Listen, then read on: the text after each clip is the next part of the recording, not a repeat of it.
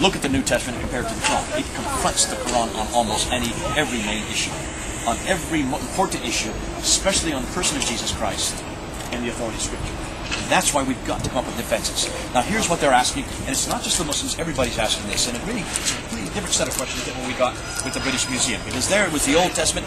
People were just looking at the historicity of those texts. What they're saying about the New Testament is, first and foremost, why don't we have the originals, and who is responsible for choosing the 27 books we have, and why weren't other books chosen that should have been chosen that are much more authoritative, like the Gospel of Barnabas, the Gospel of Judas, the Gospel of Thomas, the second letter of Clement. All these that are much more authoritative because they're the ones that Dan Brown said are authoritative. We know that Dan Brown must be correct because he got his movie was very popular and his book was very popular.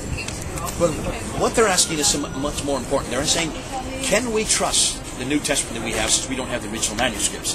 We have the original manuscript for the Quran. Why don't you have it for the Bible? They're saying. Now, how do you answer that? Well, let's start and let's go through each one of these and let's try to answer them as best we can. First of all, how is it that we came to those 27 books? Well, the reason we came to those 27 books was because there was 5 criteria that was demanded of all those 5. The first one is, did it have apostolic authority? Secondly, those who were the authors, were they trusted by the church? In other words, did they have authority within the church to be apostles to begin with?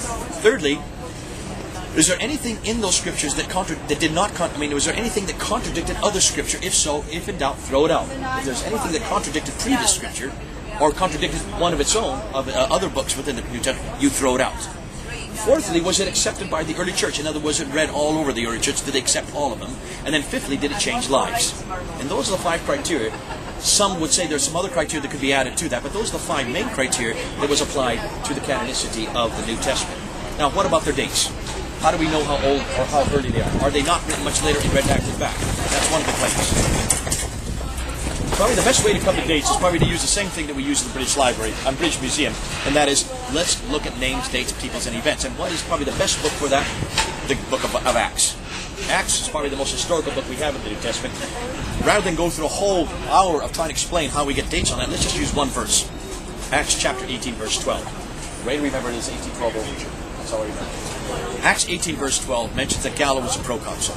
Now that was been hotly disputed by many historians, because Pliny talks about Gallo. Pliny, who is the historian for the late first century, he mentions Gallo quite often, but he never mentions that he was a proconsul, which suggests that whoever wrote Acts chapter 18 got it wrong.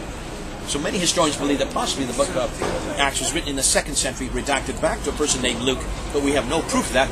And this is proof that it's not historical, therefore let's go with Pliny.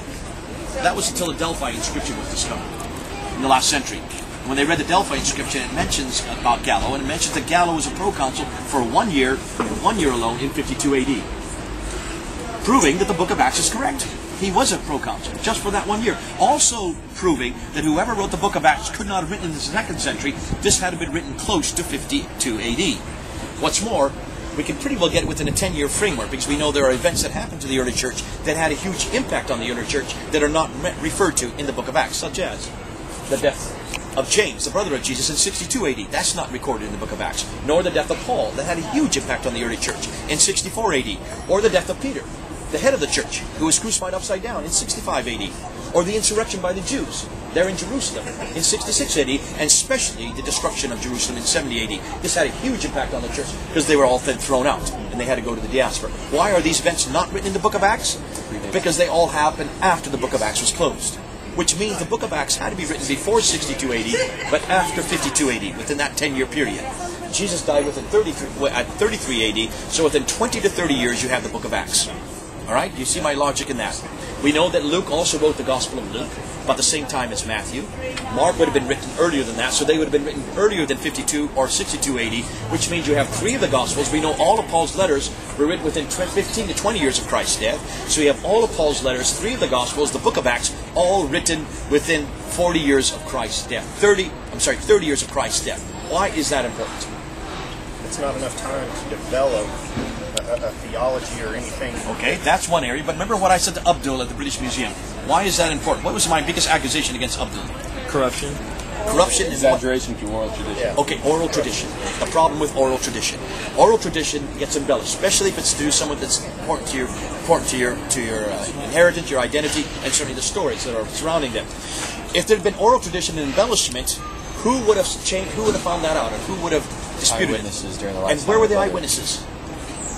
Jerusalem. They were in Jerusalem up until 70 AD. So this was all written while the eyewitnesses were still living. How many eyewitnesses were living when Ibn Hisham and Al-Waqidi wrote the biography of the Prophet Muhammad? No, because these are 200 years after the fact.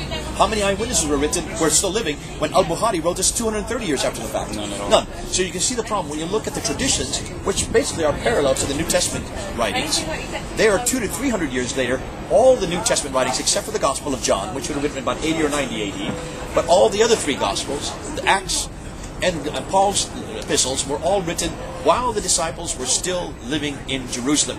The reason we know that not only is because of the historical framework, but also Luke says that in the Gospel of Luke, the first 3 verses. He says, "O Theophilus," I'm paraphrasing here, "I've taken it upon myself, right, basically, to take what you've told me," because he knew nothing about this. He was not there. He never knew Jesus Christ. Everything he was writing was from the disciples. So he was putting it back in their laps, saying, "You tell me if this is right or wrong." He was basically giving them a fleece to correct him if he got it wrong. So that's important that we see that all of it was written while the disciples were there, either to refute it or accept it.